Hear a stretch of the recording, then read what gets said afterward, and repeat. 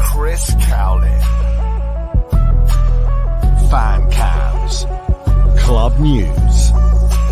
Transfer news. Match previews. Legend interviews. Spurs winning. Press conferences. Covering everything Tottenham and England.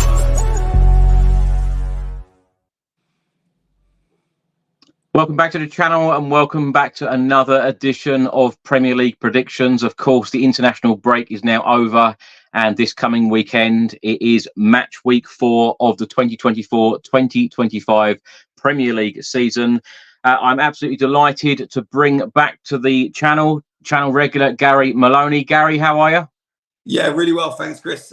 Doing really good. The nerves are starting to kick in for the weekend, obviously. But yeah, I'm feeling really good. I thought you were going to say the nerves are kicking in because you're on this channel again. You're never normally nervous on here. No, I mean, I can remember my first few podcasts, I was very nervous. But we're all like friends here now. Well, most of us are. So I don't get as nervous now. But there's always a little bit of nerves. But I think that's a good thing in whatever you do. You know what I mean? Gary, I tell you what, I don't know why I brought you on actually this week, because I'm actually trailing now. The last time the match week 3 episode, Kenny Ken, Arsenal fan, was on. He did extremely well. 4 correct scores, 2 correct results, getting a total of 24 points. I think that is actually a record on this channel, 24 points.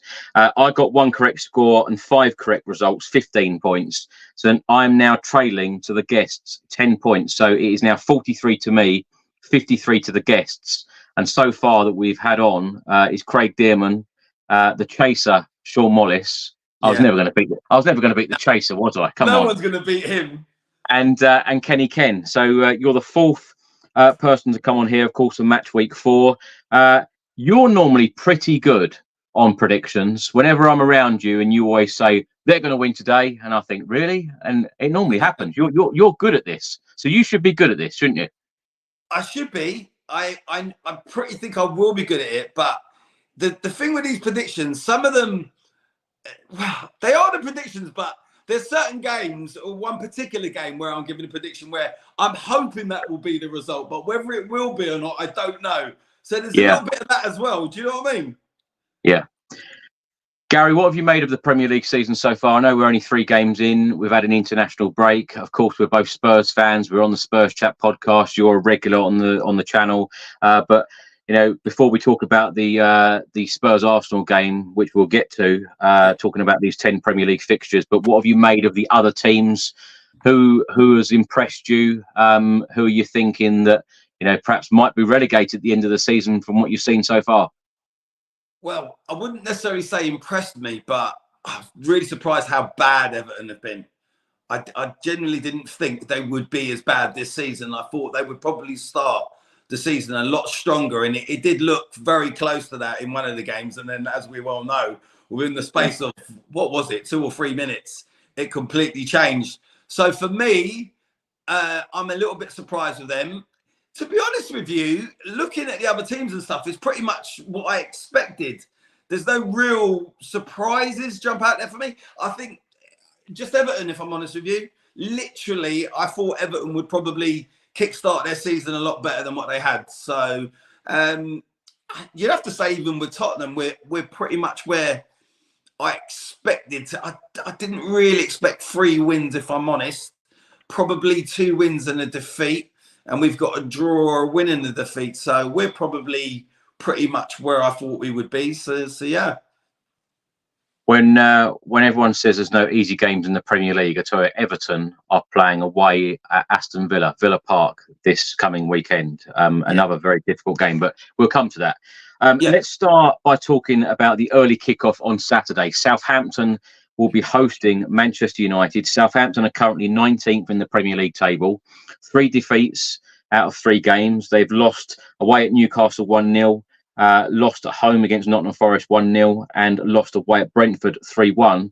Manchester United are currently sat in 14th. They've got 3 points from 3 games. Gary, before we get into the score predictions, what have you made of the job that Erik ten Hag has done? And of course, they won the FA Cup last year. He was rewarded with a new contract. Surprised?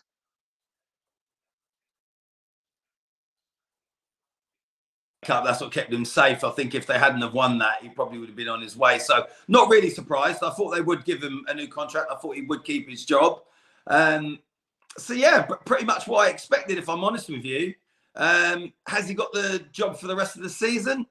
Only time will tell. I mean, United, they're all right. They've not really started great themselves, but I think what you touched on, I think just winning the FA Cup. I mean, look, if you compare it to where Tottenham are in that, we'd give our right hand to well, I would. I think a lot of fans would, 2 FA Cups since he's joined there. I know their league form hasn't been great, but he's still got a couple of trophies in the bag. So I think for that is why he's got time. But Man United, they're not looking great, let's be honest, and their football has not been good. Well, they've played 3 games so far also. A 1-0 home win against Fulham, and then defeats against Brighton and most recently Liverpool. Now, in 24 home games in this fixture in the Premier League for Southampton, hosting Manchester United, they've only won 5 times at home. Gary, overall, 48 meetings between these two sides in Premier League history. Southampton have only won 7. 12 of the games finished as a draw, and 29 Manchester United wins. Wow. What are you going to go for on this one? Well, I'm even more confident now that you've given me all those stats. Well, I've got them all written down here. I did a bit of homework for this one, Chris. I'm getting professional at this, but I've gone for a 2-1 Man United win. I think they will just edge it. I don't think they're going to be great, but I think they'll just have enough to get over the line. But I don't think it's going to be a great game. I have to be honest. Do you know what, Gary? I'm going to go for a 1-1 draw. I think this is going to be the game where Southampton pick up their first point of the season, because I don't know, with Man United at the moment, I just they're so unpredictable. That is the thing. Yeah. So I'm going to go for 1-1. You're going to go for 2-1 Manchester United. Next game, Brighton host Ipswich. Of course, Ipswich were promoted. They've got 1 point from their opening 3 games, sat in 17th right now. Brighton have started the season extremely well under their new manager, 2 wins and 1 draw. Brighton started the season with a 3-0 win away at Everton, and then they beat Manchester United 2-1, and most recently that 1-1 draw at the Emirates Stadium against Arsenal. Ipswich, what a hard start they had. Liverpool at home, 2-0 defeat. Beaten 4-1 away at Manchester City at the Etihad Stadium, and most recently a 1-1 home draw against Fulham. Brighton's this season, Brighton averaged 2 goals per game, and Ipswich average 2.33 goals conceded per game. What have you made of Ipswich so far from what you've seen of them? Yeah, I think they're going to struggle, this season. I really do. I don't think they're going to have a very good season, unfortunately. Do I think they're going to stay up? Oh, I don't think they will, if I'm honest with you. I think they're going to find it very, very difficult. And going on to the Brighton game, I think they're going to get a bit... I don't think they're going to get hammered, but I certainly think Brighton will win this comfortably. I've been generous, and I've said Ipswich will score. But even that, I don't know. I've gone for a 3-1 Brighton win, but I think it might even be 3-0 Brighton. But I'm going to stick with what I predicted, and that was 3-1 Brighton. I want to go for 2-0 Brighton. What a good start, though, Brighton have had this season. The next game, Gary, Crystal Palace take on Leicester. Palace are currently 16th. They've only got 1 point from 3 games. Leicester, 15th. They've only got 1 point from 3 games. Of course, their point came at home in their first game of the season that you were at against Tottenham Hotspur. What did you make of Leicester that night? Well, I did say this to you, and I was very, very annoyed, as you know, and as we saw afterwards on your podcast. But I said they'll lose all their next games after this, and they did. And I don't think they've been great. Leicester. Apart from that second half against us, they've not looked good. And I also think they won't look good against Palace. And I think they'll lose to Palace. And I think they'll lose 2-0 to Palace. And I did say after that Leicester-Tottenham game, I can't see Leicester staying up. I really, really can't. And I know they looked great second half about us, but how much of that was Leicester playing really good or Tottenham just not taking their chances? You know what I mean? Well, 22 meetings between these two sides in Premier League history. Palace winning 9 of them, Leicester winning 8 of them, and the other 5 finishing as a draw. The most 5 recent meetings, Palace winning 1, Leicester winning 2, and 2 draws. Gary, you're going to go for a 2-0 Palace win. I'm going to go for a 2-1 Crystal Palace win. I think it's going to be a hard game to call, but I think Palace might just edge it. With Eze being in the team, because of course we're all huge fans of Eze, aren't we? We've spoken about him at length. Yeah, and I think Palace are good at home. They're a tough team to beat at home a lot of the time, Chris. You know what I mean? I know it depends a little bit what Palace team turns up, but Palace on their day, against a side like Leicester, I really think they'll play some really good football. I think that'll be a good game to watch, and I think Palace will win that 100%.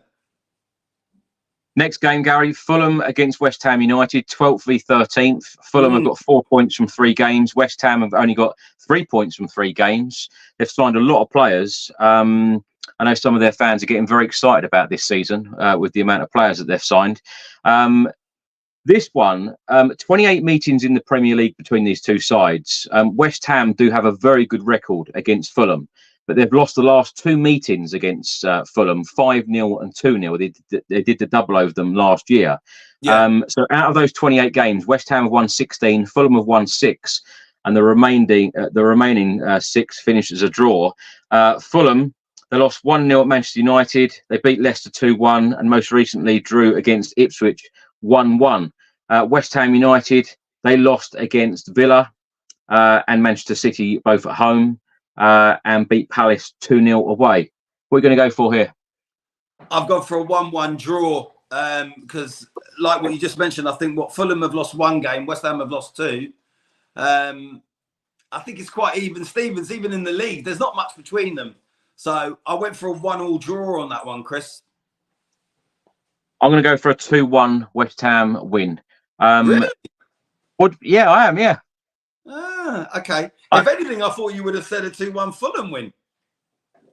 Well, I think West Ham have done extremely well in the transfer market. And I expect them to do a lot better. And I think they've got a very good manager in Lopetegui as well.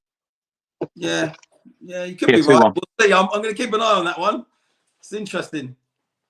Right, Gary, Liverpool v Nottingham Forest. Now, Arne Slot has got off to a magnificent start at Anfield. He is one of only 3 managers to win 3 and keep 3 clean sheets in his first 3 Premier League matches. Who are the other 2? Oh, don't know. Go and hit me up with it. Jose Mourinho, 9 points, 4 goals scored, and Sven-Göran Eriksson. 9 points, 4 goals scored, and Arne Slot 9.7 goals scored. I tell you what, Liverpool are on fire right now. Of course, Jurgen Klopp goes out the door. Arne Slot comes in, and they beat Ipswich 2-0 away, Brentford 2-0 at home, and most recently Manchester United 3-0 away. I tell you what, I hope the Spurs can go to Old Trafford and get a result like that. Interesting stat for you, Gary. Nottingham Forest have never won Anfield in Premier League history. 14 games played. 7 Liverpool wins. This is overall, by the way. 4 draws, 3 Forest wins. They've all come at the City ground.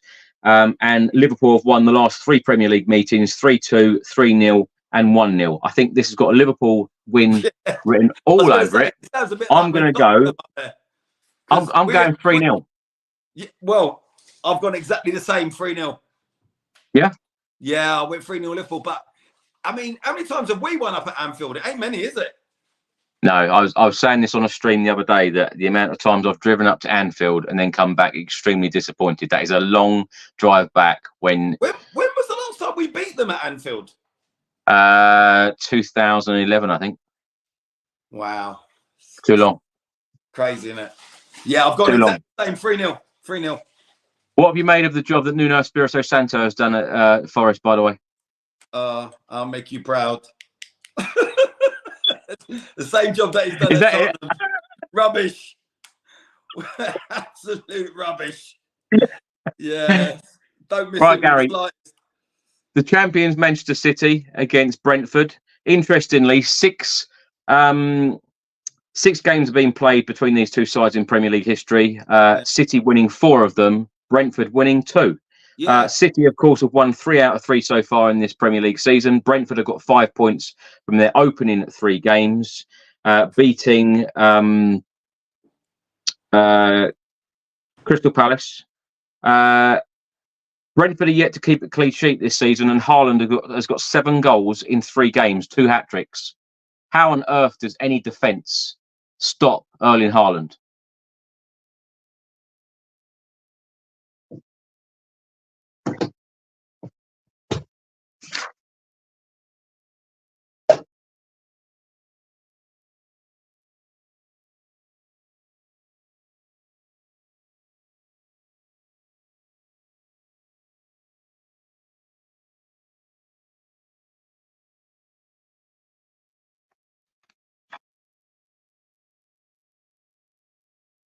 Oh, we just lost Gary for a second.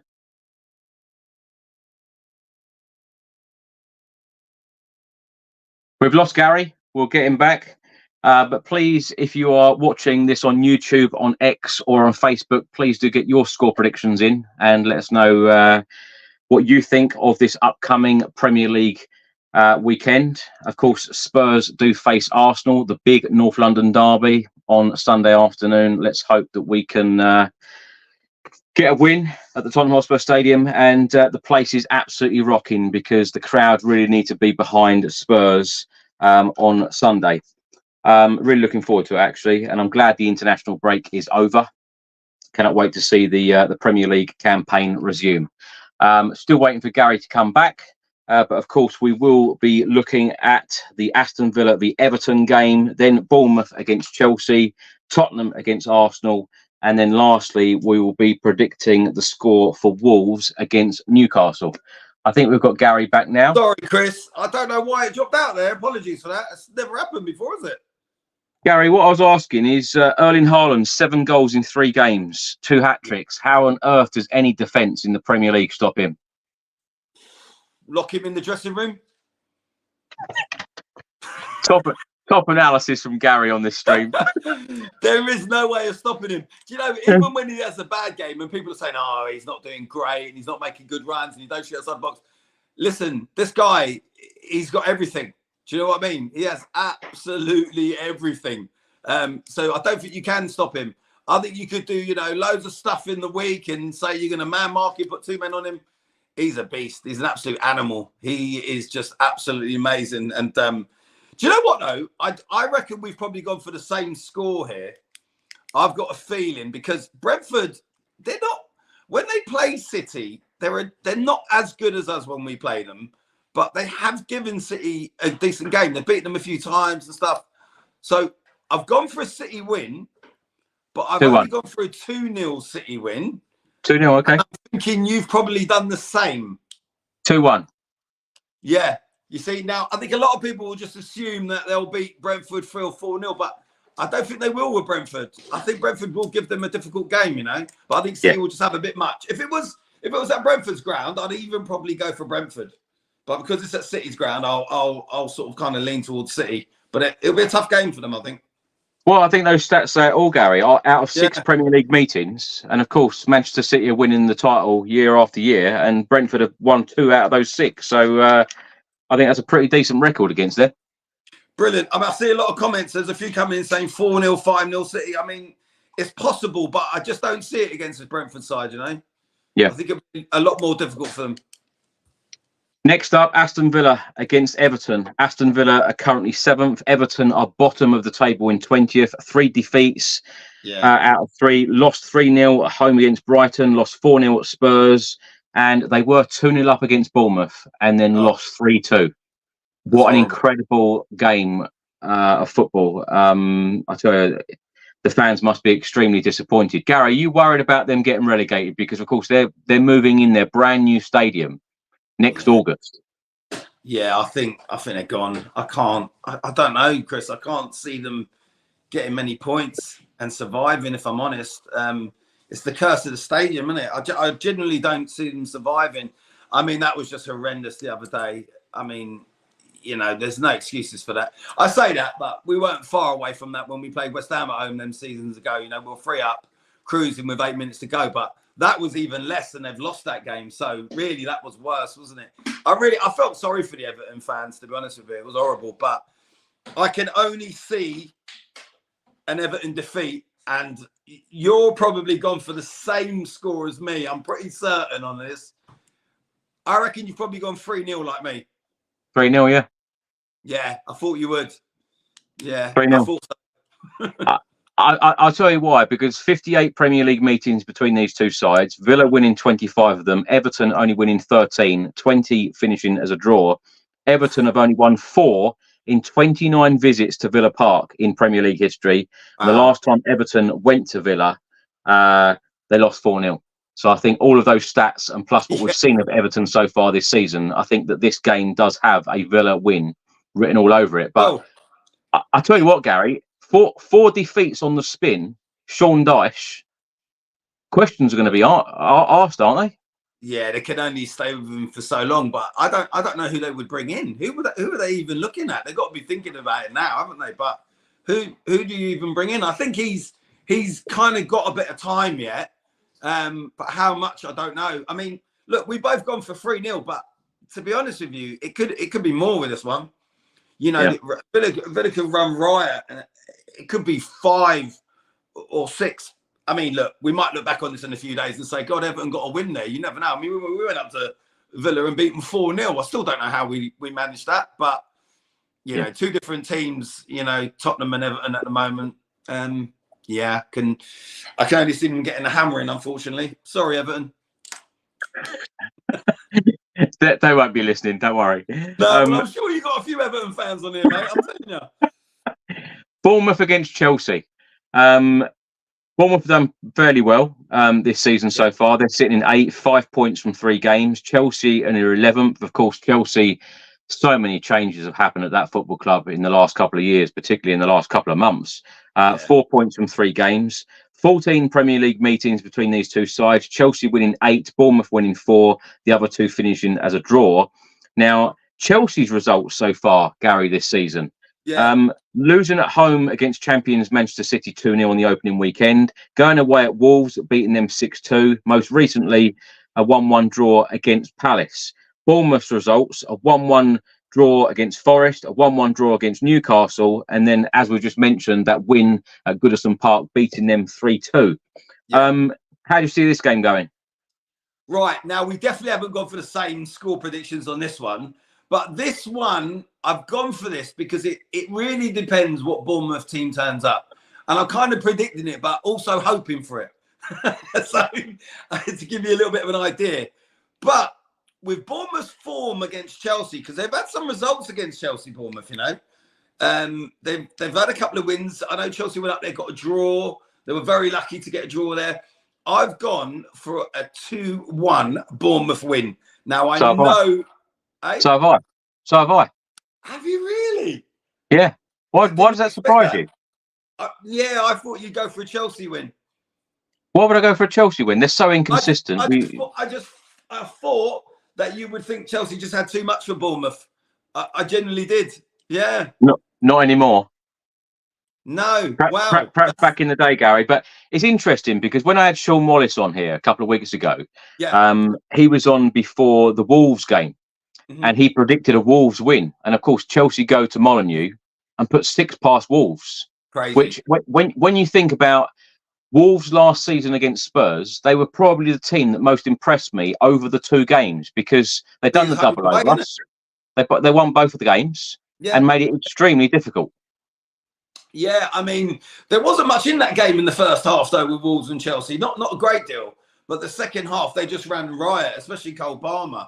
But I just feel Bournemouth on their day at home, very small ground, very intimate fan and stuff. I can just see if Chelsea go 1 down, they'll struggle. They'll go 2 down, maybe get 1 back, but Bournemouth will just shut up shop, and I think Bournemouth will have enough. But I didn't think you'd go for that. Yeah, I didn't think we'd match on that one. So that's interesting. Yeah, I've been very impressed with Bournemouth and their manager so far this season. that determination to come back and win at Everton. I know Everton have been poor, but of course coming back in those final minutes to, they thought they salvaged the draw, and then of course seconds later they've got the 3 points. Amazing stuff. It's almost like Leicester away, wasn't it? With Bergwijn, it was almost carbon copy, wasn't it? It was unreal. Gary, 2 Sunday fixtures, of course. The one that we are nervous about, excited about, all of those things. Yeah. Spurs Arsenal, Sunday, Tottenham Hotspur Stadium, 2 p.m. Now, 64 meetings between these two sides in Premier League history. Spurs winning 15, Arsenal winning 25, and the other 24 finishing as a draw.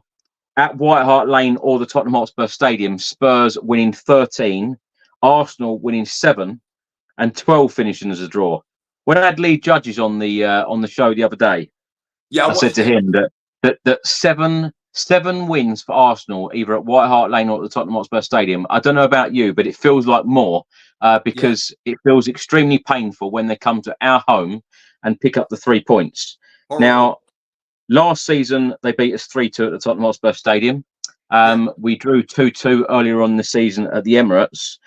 So far this season, out of the 3 games, Arsenal have kept 2 clean sheets. Havertz has scored a couple of goals this season. 3 assists from Saka, 2 from Maddison. Obviously, we know that Heung-min Son's scored a couple for Spurs so far. They came in the Everton game in the 4-0 win. What have you made of Arsenal this season? And of course, it's worth noting that Declan Rice is out suspended. Odegaard is out injured. Spurs have got to take this opportunity.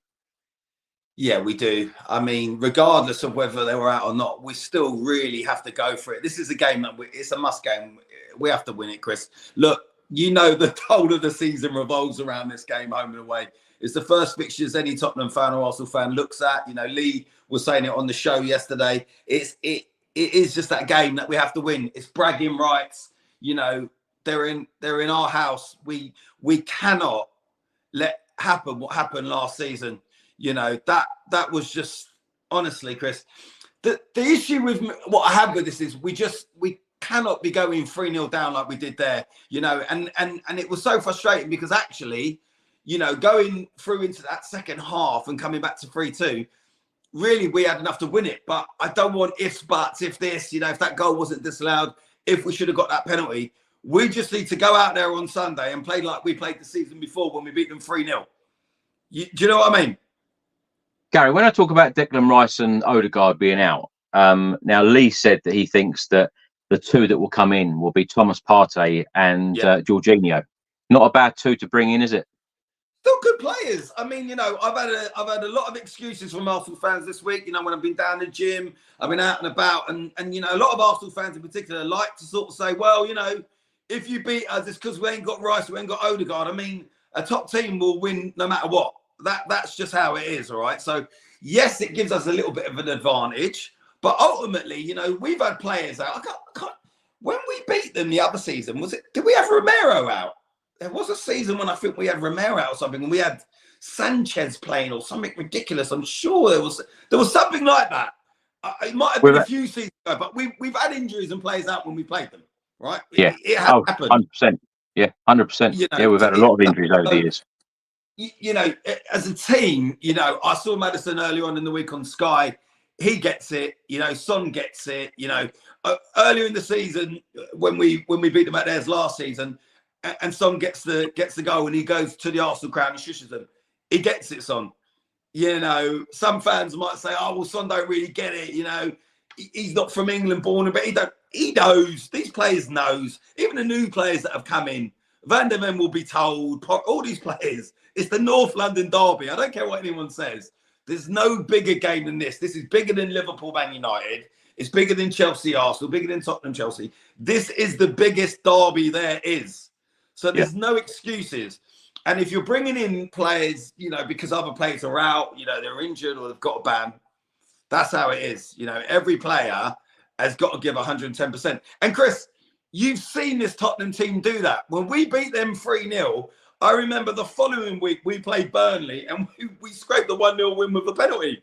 We didn't even play good. But for that Tottenham-Arsenal game, we played some amazing football. And the atmosphere in the stadium with the crowd was unreal. And that's how it needs to be on Sunday. Even if it is just you and me making most of the noise. That is exactly what I was going to say. That is exactly what needs to happen. The Spurs crowd need to be that 12th man. They really do. Because the place was electric a couple of years ago when we beat them 3-0 under Conte. My prediction is on the screen, by the way. Grant completely agrees with me, or I completely agree with Grant. 3-2 Spurs. Wow, okay. Because I wasn't sure if you was going to go for a Spurs win, you know.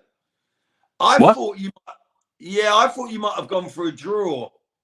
But no. I think that this is...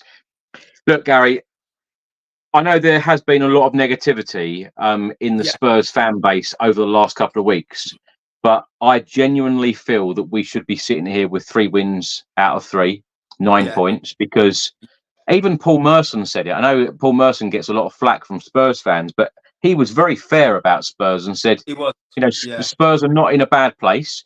We've played well in every single game. It is about that clinical finishing in that final third, but the amount of chances that we have created, we're right up there with the amount of chances that we've created in the Premier League so far this season. But with Solanke back, Van de Ven will be fit. Yeah, but them two could be the difference. 100%, and also it suits us playing teams like Arsenal. You know, it's going to be an open game.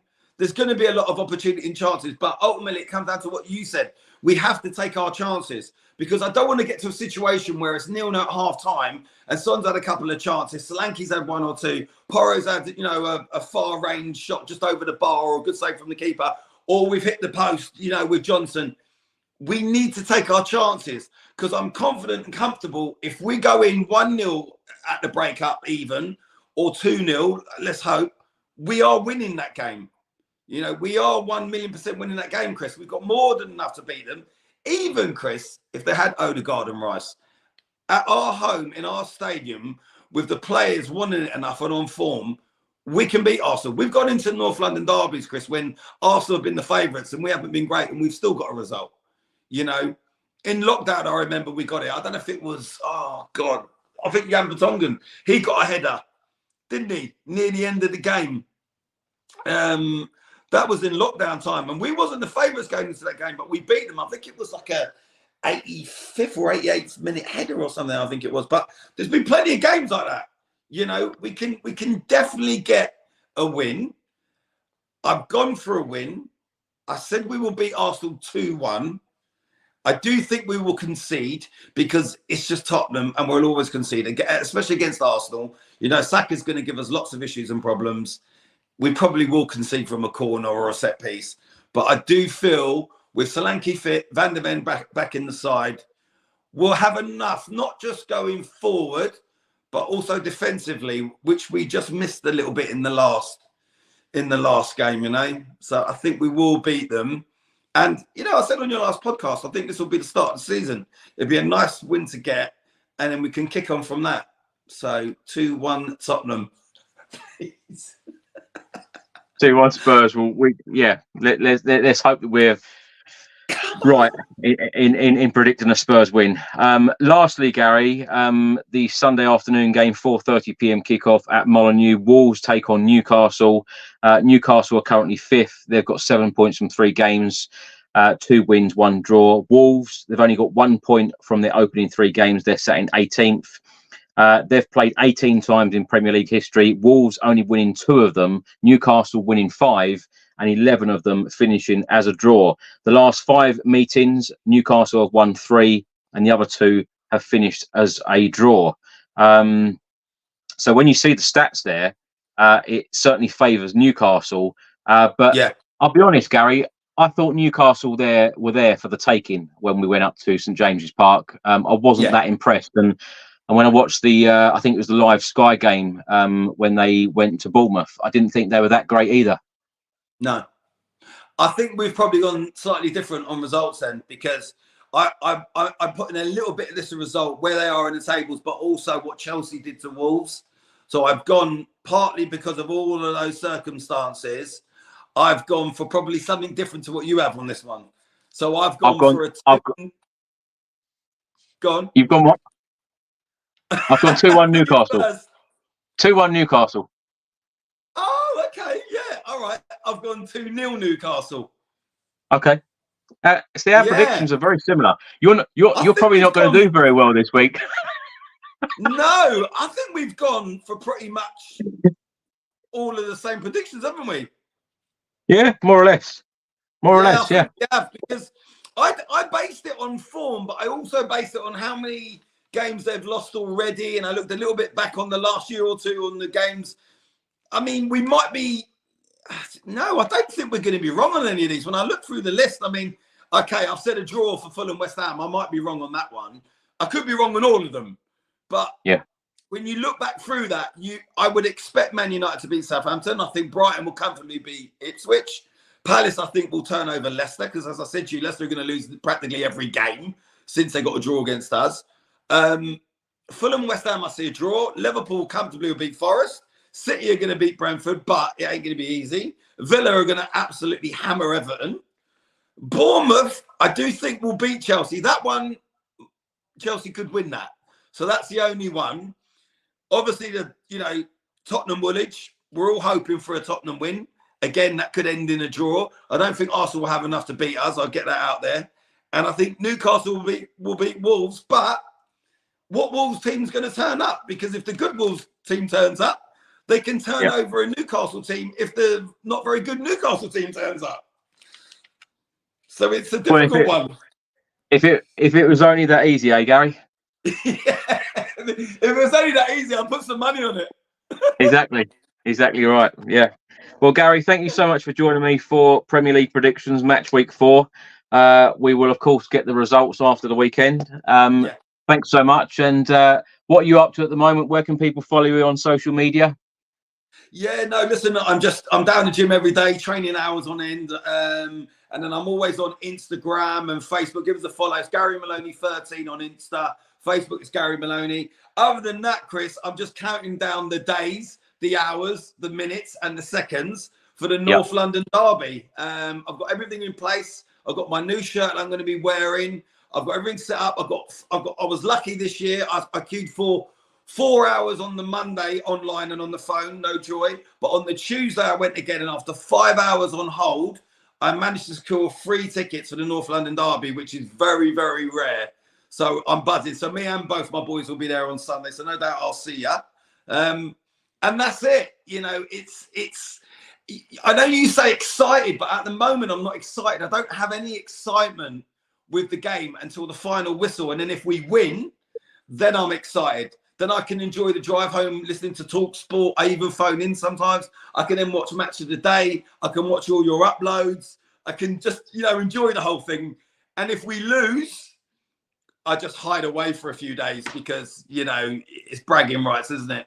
And then all the messages come through and you bump into everyone down the gym or at work or wherever you are. And you just have to take it because, it is what it is, isn't it?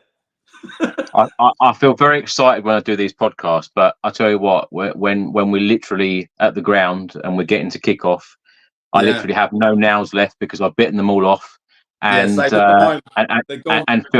feel extremely nervous about it all. And I think getting that early goal, getting that first goal in the game, perhaps Dominic Solanke getting on the score sheet, I tell you, it would give the crowd a huge lift. And as we both said, I think the crowd is so important for Sunday's game. But the perfect scenario is like what we spoke about. 2 years ago, we won 3-0 and we got, I can't remember, did we go 2-0 in at the break or 1-0?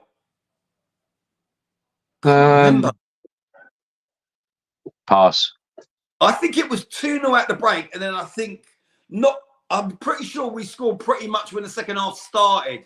And that might have been the third goal. Yeah, because Holding got sent off as well, didn't he?